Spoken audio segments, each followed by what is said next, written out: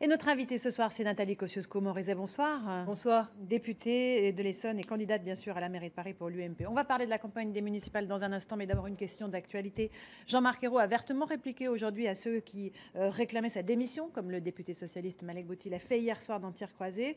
Il a aussi répondu à Christian Jacob, qui lui dénonçait une crise institutionnelle. Est-ce que vous pensez que nous sommes dans une crise de régime, Madame Kosciusko-Morizet? Vous savez, ce qu'il faudrait, c'est que Jean-Marc Ayrault et François Hollande répondent aux Français. C'est eux aujourd'hui qui attendent une réponse. C'est d'eux que monte ce cri de colère et d'exaspération. Il y a la déception de ceux qui avaient cru à François Hollande. Il y a la colère tout simplement de ceux qui voient l'état dans lequel est le pays. Il y a l'inquiétude, il y a l'angoisse. Et face à ça, le sentiment d'un pouvoir indifférent. On ne peut pas répondre à l'angoisse par l'indifférence. Il doit démissionner, Jean-Marc Ayrault? Enfin, il doit partir.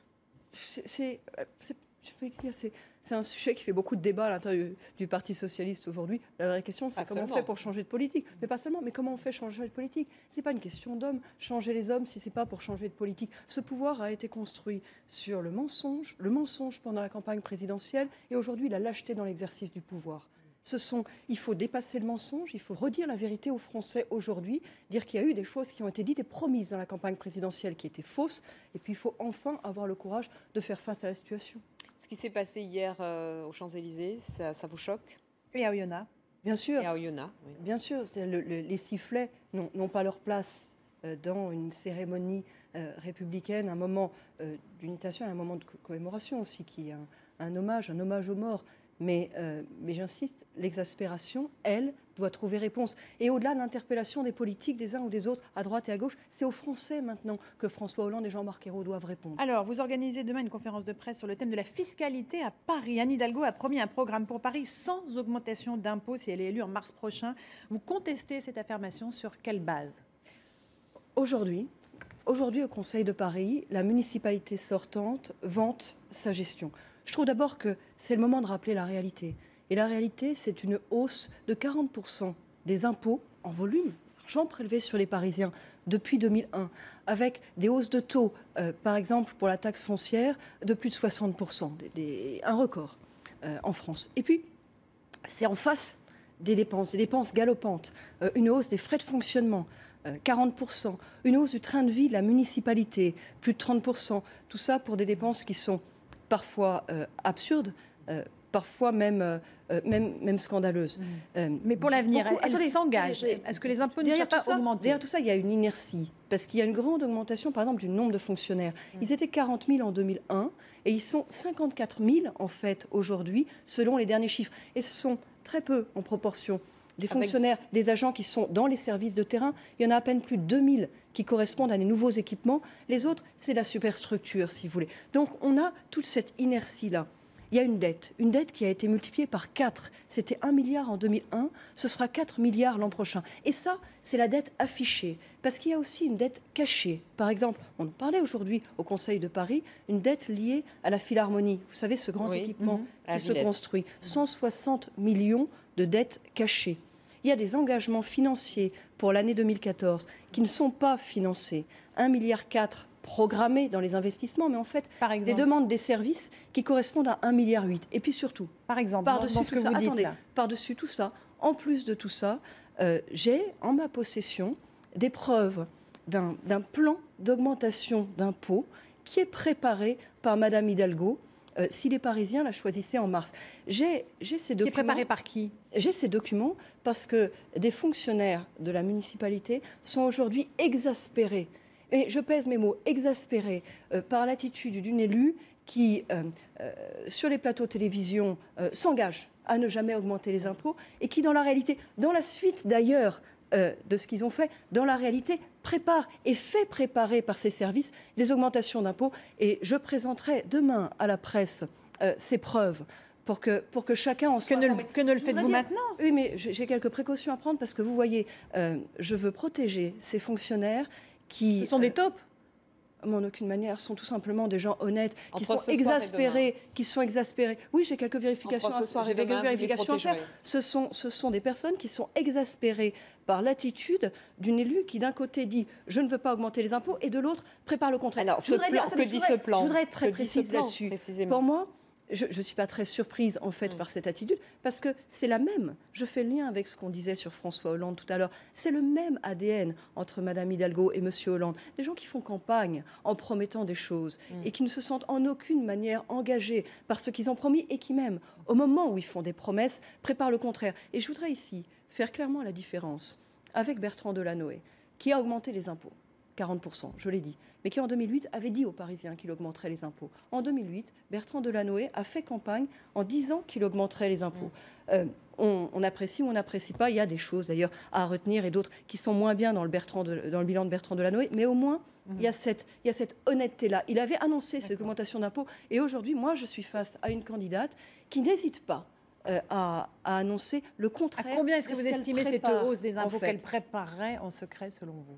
Eh bien, des choses qui sont importantes, très importantes, au regard de ce qui est supportable pour les Parisiens. 5%, 10%, 20%, 30%, 40%. Et j'ajoute que ça vient s'ajouter à des hausses que le gouvernement, en fait, prépare, qu'il est en train d'imposer, avec l'accord, avec le consentement, là aussi, de Madame Hidalgo, sur le Grand Paris. Le journal Le Monde, qui n'est pas un journal de droite, l'a sorti ce week-end, une note de Paris Métropole, là, le Grand Paris, ça va coûter aux Parisiens, pour les entreprises parisiennes, 35% d'augmentation de la cotisation foncière des entreprises, et pour les ménages parisiens, un doublement de la part départementale de la taxe d'habitation, ce qui est ramené à l'ensemble de la taxe d'habitation veut dire une hausse de 20% de la taxe d'habitation. Tout ça s'additionne. La dette d'aujourd'hui, dont une partie est cachée, le Grand Paris, tout ce le monde sont va les le faire, impôts de Madame demain. Hidalgo. Ce plan caché. Le Grand Paris, tout le monde le fera. Que ce soit vous, que ce soit Anne Hidalgo qui souhaite aider. Mais soyons très clairs, moi je suis pour le Grand Paris,